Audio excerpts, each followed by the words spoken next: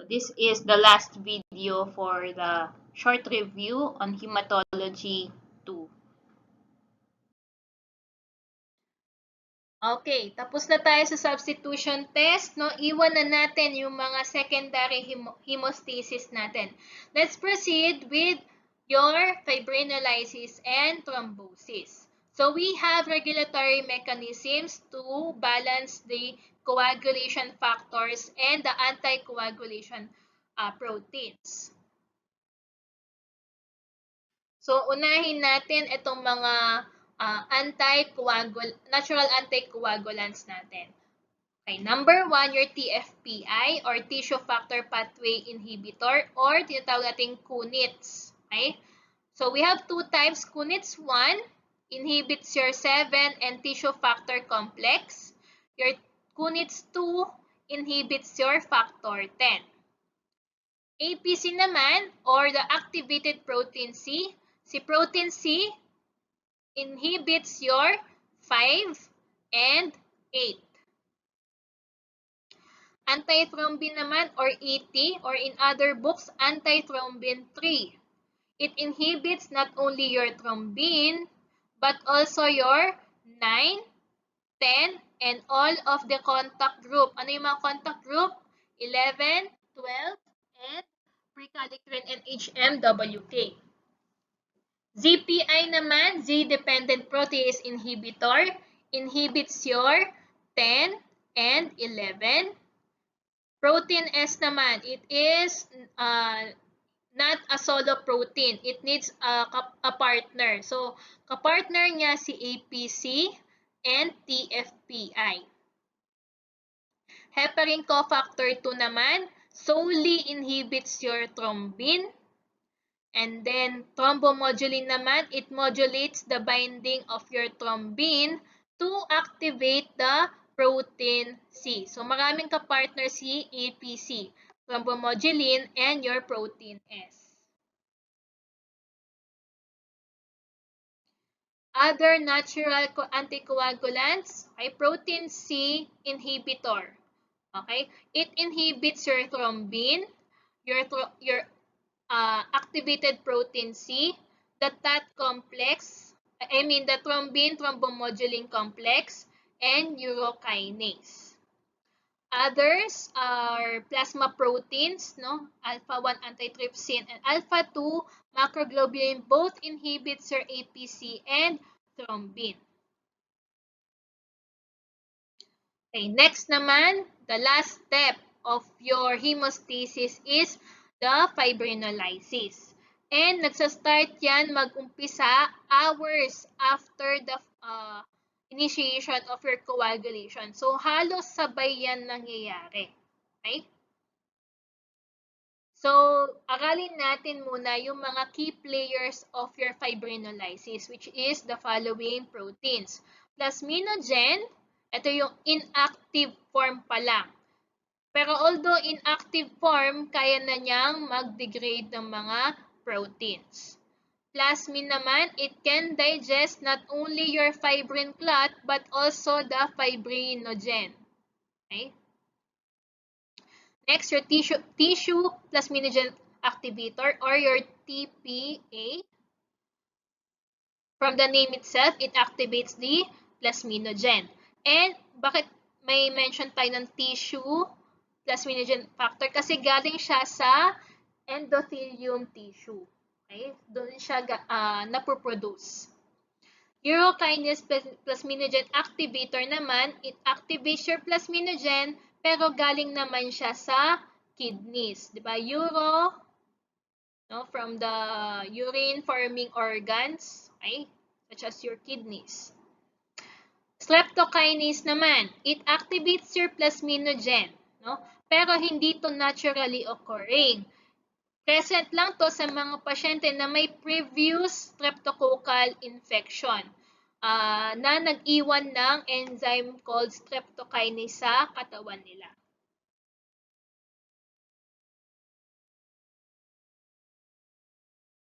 Next, antifibrinolysis proteins naman tayo. Number 1, plasminogen activator inhibitor. So from the name itself, it inhibits the activation of your plasminogen through inhibition of your TPA. Okay? Only the TPA is being inhibited by your PAI1.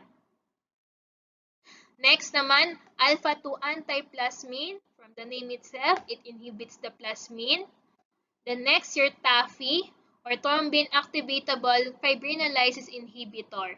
So dito naman, it suppresses the fibrinolysis by removing the fibrin binding sites kung saan sana magbabind si plasmin. Pag wala tong mga sites na to or receptors, hindi matutuloy yung degradation of your fibrin clot.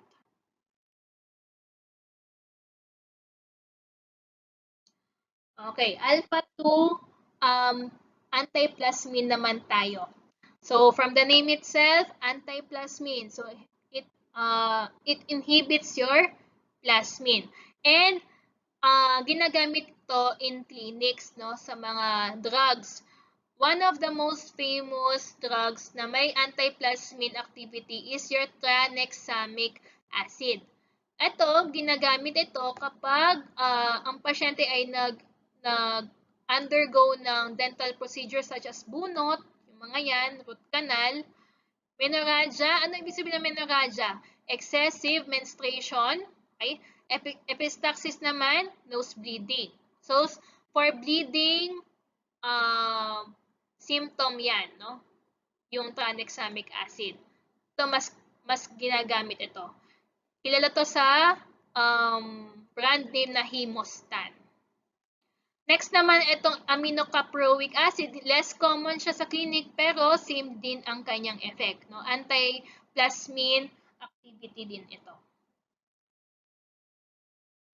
Okay. Pag sinabi natin fibrin degradation products, we assume na natapos na yung coagulation process. So that's why meron tayong ina-expect na stable fibrin clot. Okay? And then, i-assume din natin kung present ito, may nag-act na plasmin. So, meron ding ongoing na fibrinolysis. So, the presence of these products, may dalawa na tayong assumption. Natapos na yung coagulation and may ongoing na fibrinolysis process. Okay? And these products are actually a bad sign or a warning sign. Okay? Bakit kaya? Pag dumadami itong FDP sa katawan mo, ibig sabihin ongoing ang bleeding, ongoing ang coagulation, ongoing ang fibrinolysis. So kapag madami to, madami rin ang damage dun sa ating system. Okay? And aside from that, itong mga FDP, delikado rin siya sa system natin because number 1, it inhibits your hemostasis. Okay? Kasi nga ongoing itong mga process na to, nauubos yan, no? Nauubos yung platelets, yung clotting factors. Therefore, hindi nakakapag-start ng maayos yung hemostasis natin. Aside from that, FDP prevents the platelet activation. No? It prevents the secretion of the granules. And lastly, it hinders the fibrin polymerization or tinatawag natin the formation of your fibrin clot. Okay? So, bad news itong mga FDP na to. Okay, balikan natin yung fibrinolysis process. So, di ba ang plasmin, it acts to digest both fibrinogen and the fibrin. Okay? Punta tayo sa fibrinogen. Paano niya na-degrade? So, fibrinogen has a D-dimer and a E-monomer. Okay? So, i-degrade yan ng plasmin, magkakaroon ng Fradmin X. Okay? It has D-dimer and an E-monomer. Okay? And then, malidegrade pa further ng plasmin into fragment Y. So, meron D, E, dimer plus a D monomer. And then, malidegrade ulit ni plasmin into fragments D and E. So, hiwa-hiwalay na yan. So, ganito ang fragmentation ng plasmin ng fibrinogen. Punta naman tayo sa fibrin. Okay, sa fibrin, di ba, ito ang mas stable or mas activated form of your fibrinogen. So, mas maraming mga dimers of your D and E monomers. So, pag binibreak yan ng plasmin, no, magkakaroon ng YY and DXD complex. Ano yung YY na yan? Ang Y is composed of a D and E. Diba? Remember ito, no? Fragment Y has a D and E. So, ito yung isang Y at ito yung isang Y. So, YY complex yan. Ano naman yung DXD? Ang DXD ay, ang ibig sabihin niyan, meron tayong dalawang D-dimer with an E monomer. Ano ba yung X ulit? It has a D-dimer with an E. So, ito yung X. Nagigets nyo, no? Ito yung X part. Ito yung D. At ito yung D. So, dito na-derive yung name niya. So, DXD complex. So, further, malidegrade yan ulit ng plasmin into this dead complex E and D dimer. So, magko-combine ito, DED, an E monomer, and the D dimer. So, ito yung focus ngayon ng D-dimer testing. Okay? Saan ginagamit ang D-dimer testing? Ginagamit yan lalong na in conditions called DIC or disseminated intravascular coagulopathy. Okay, in summary, nilagay ko lang siya sa table, no? Fragment X has these components D, E, D. Ang fragment Y, D, E. Okay? The fragment D and E, no, the final products, yung pinaghiwa-hiwalay na E, D, and D. Sa fibrin naman, iba-iba. May YY, DXD, dead, E, and the D dimer. Yung YY, ay dalawang units of your fragments Y. Ang fragment Y has D and E. Ang DXD naman, ang X contains your DED, right? Ito yon. Kaya siya tinawag na DXD, itong D, X, and D. Dead naman, no? May D-dimer with an E. Fragment is E monomer. The D-dimer, okay, the last, isa sa mga last products which is being used for DIC. Okay. Again, no, the D-dimer serves as a marker that the whole process of coagulation plus fibrinolysis has occurred.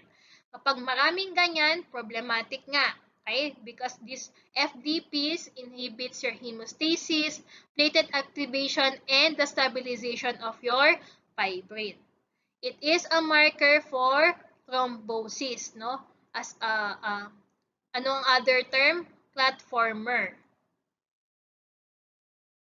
And again, ulit to, no? The testing of your D-dimer is a confirmatory test, no? For your DIC, your disseminated intravascular coagulopathy. Coagulopathy to, okay? And it is also a test to rule out your venous thromboembolism. Ano nga ulit yung thromboembolism na to? Kapag nag-travel yung clot mo all throughout your body. Okay? I-rule out mo yung possibility na nag-e-embolus ka, no, using your D-dimer.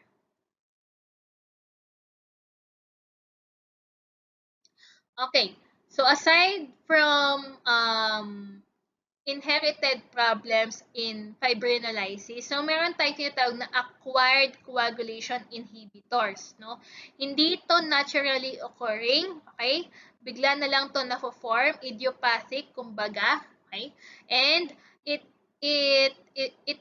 involves your formation of autoantibodies. Ano ulit ang autoantibodies? Antibodies against the self-antigen. Okay? And a type of autoantibodies that is that has a role in inhibition of your coagulation is in IgG4 type of antibody. The most common type of acquired anticoagulants are your autoanti-factor 8, which is also known as acquired hemophilia. Okay? And meron tayong mga test to identify or to screen for acquired coagulation inhibitors. As a screening, pwede tayong mag-mixing studies. Sa mixing studies, i-discuss natin yan later on. Pero the expected result, kapag meron kang autoanti-A, no, prolong ang PTT, not corrected in normal plasma. Okay? Sa Bethesda assay naman, this is a more confirmatory test. Kapag na-identify mo sa mixing studies mo na itong result na to, compatible with autoanti-A antibodies, kailangan mo rin sila i-quantify. No? Kailangan mo bilangin kung ilan yung antibodies mo na yon through this test, yung Bethesda assay, which is a quantitative assay. Okay, let's proceed with the last topic, thrombosis. Okay, balikan natin ang definition. Thrombosis is actually inappropriate, okay, or excessive formation of your fibrin clot that has a problem later on. Kapag naipon yan, it can eventually obstruct your blood vessels, inhibiting the blood flow. Okay? Other term is thrombophilia or hypercoagulability. This is a condition wherein a patient is has a predisposition to form clot, excessive clot or thrombosis. Okay?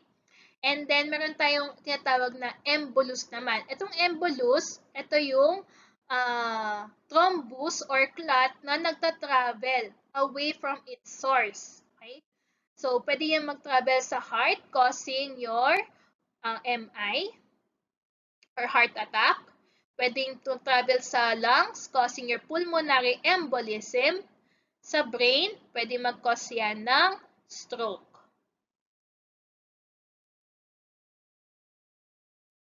Next naman, we have problems regarding our activated protein C.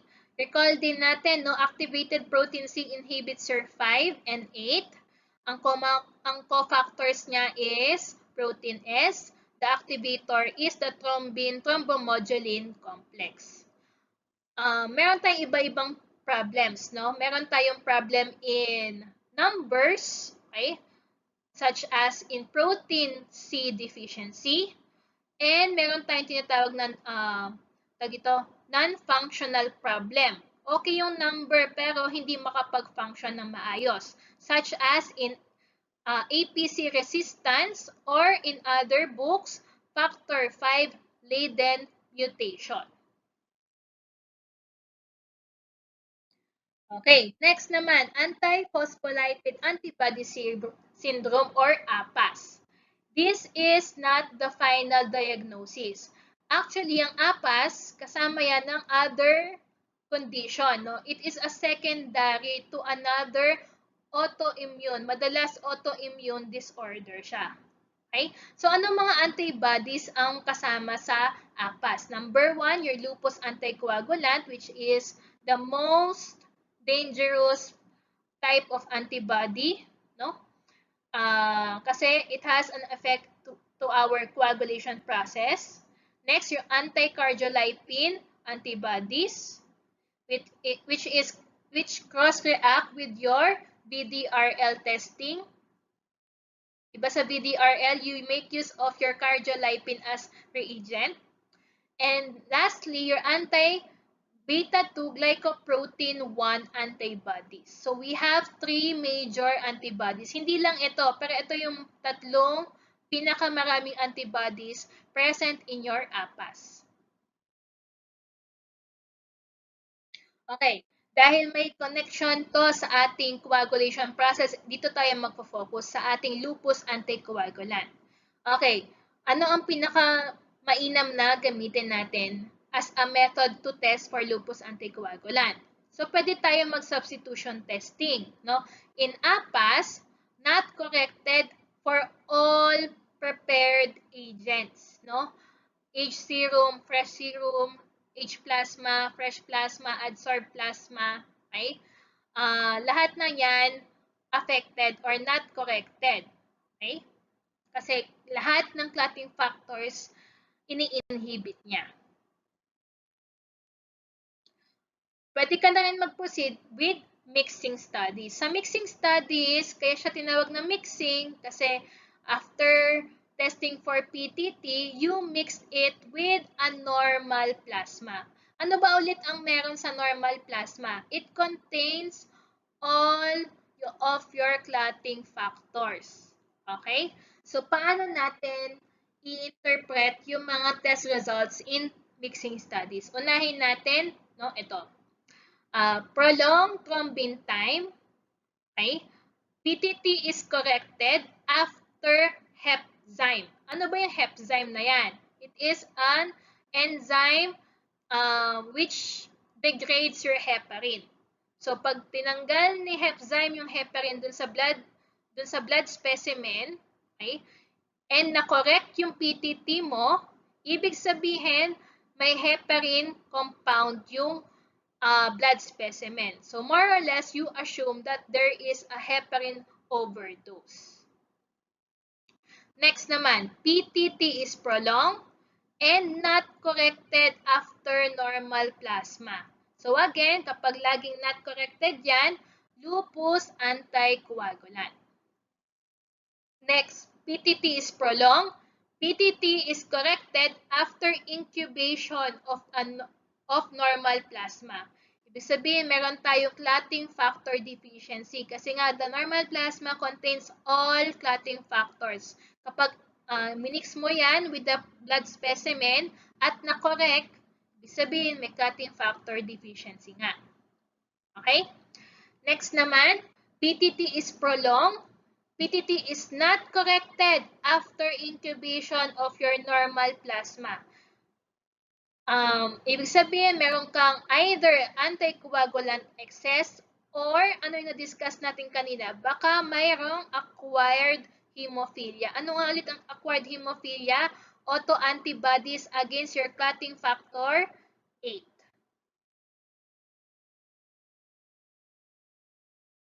Okay, next.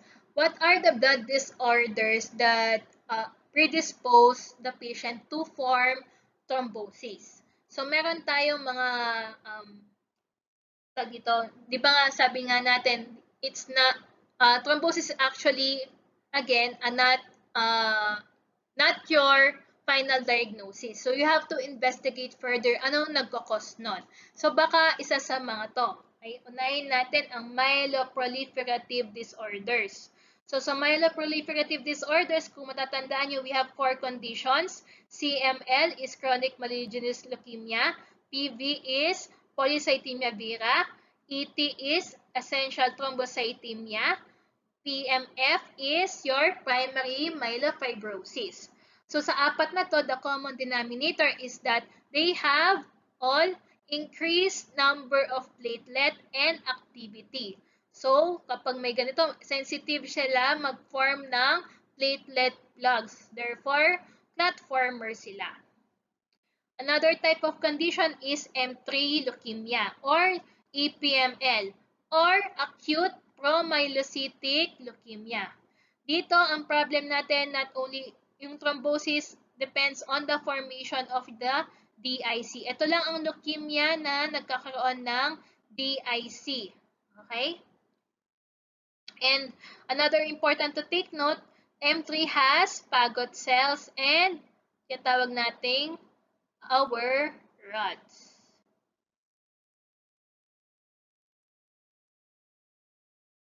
Okay, next condition is PNH or paroxysmal nocturnal hemoglobinuria. So, ano ang problem or pathophysiology nito? It has your PIGA mutation. PIG's mutation involves the deficiencies of your DAF and MIRL. DAF is also known as CD55. MIRL is CD59. So, para wag kayo malito, ano yan, alphabetically arranged, di ba? Mauna ang D sa M. So, dito ang 55, dito ang 59. Okay? DAF stands for decay accelerating factor. MIRL stands for your membrane inhibitor of reactive lysis. So the thrombosis here depends on the platelet hyperactivation due to the PIGA mutation. Next naman, meron tayong problema with heparin, no? Kasi one of the side effect is that pwede siyang mag-induce ng heat. Ay, ano yung heat? Heparin-induced thrombocytopenia. Pero ang recent name niya is double T na, no? Heparin-induced thrombocytopenia with thrombosis. Nagkakaroon ng thrombocytopenia because heparin targets your platelet factor 4. Thrombosis naman because it induces heparin resistance. Bakit nagkakaroon ng heparin resistance?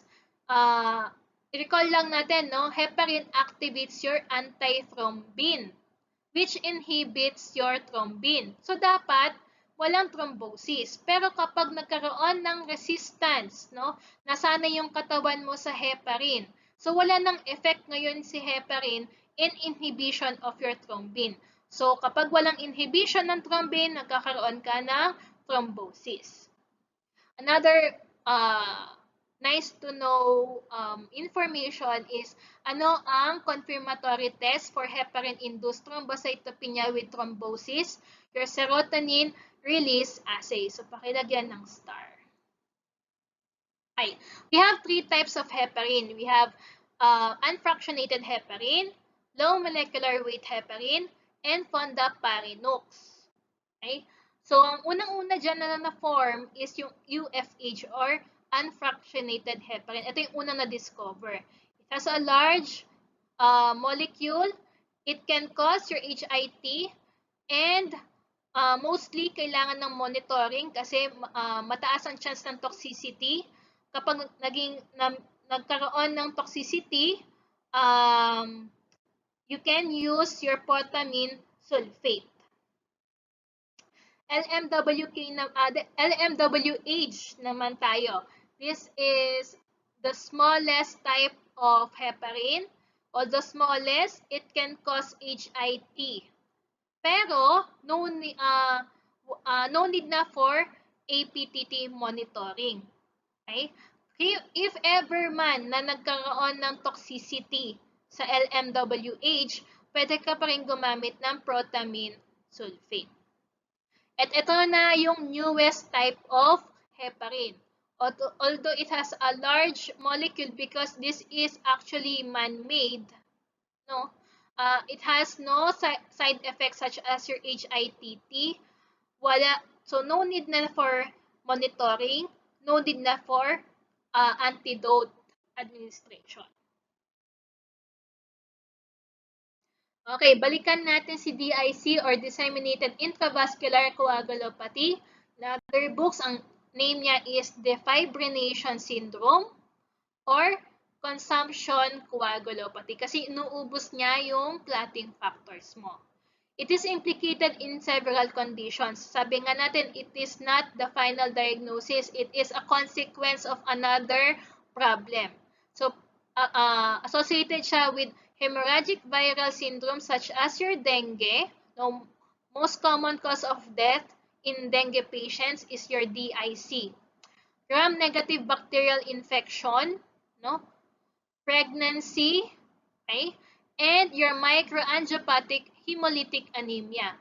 The most common types of condition which manifest as your microangiopathic hemolytic anemia is your TTP, which is your thrombotic thrombocytopenic purpura, and your HUS, which is your hemolytic uremic syndrome. Okay, for assessment, no? Kung matatandaan natin kanina, it affects your platelet count, so low yan, no? PBS. PBS shows the presence of your schistocytes or the helmet cells. Okay? Prolong sa lahat ng test. Your bleeding time is prolonged kasi uubusin niya ang platelet mo, sisirain niya yung mga blood vessels mo. Prolong lahat din itong mga clotting studies kasi uubusin niya yung clotting factors. Pero as a confirmatory test, you can use your D-dimer levels. Because D-dimer levels is a product of your fibrin degradation of your plasmin, right? Kung natatandaan nyo kanina sa discussion. Okay, so that's the last slide. Last na talaga ng review natin for Hematology 2. So good luck for our final exam. See you on Monday.